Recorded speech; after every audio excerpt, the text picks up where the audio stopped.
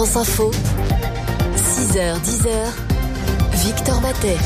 Le prochain invité du 6-10, c'est le docteur Marissal du syndicat national des généralistes et gériatres intervenant en EHPAD. Première vaccination en France dès ce matin. En EHPAD, de quelle façon? Qui se fait vacciner? Toutes les réponses après le fil info de 7h10, Pauline Renoir.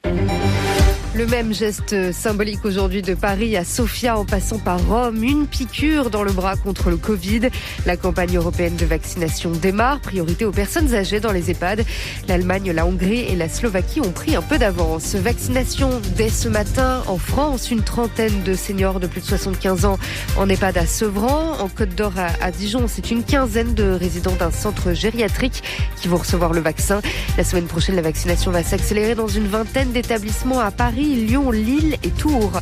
Le message d'avertissement d'Olivier Véran à l'approche du 31 décembre. Il ne faut pas célébrer, on ne peut pas prendre le risque de bloquer le pays pendant des semaines pour une seule soirée. C'est ce qu'indique le ministre de la Santé au journal du dimanche.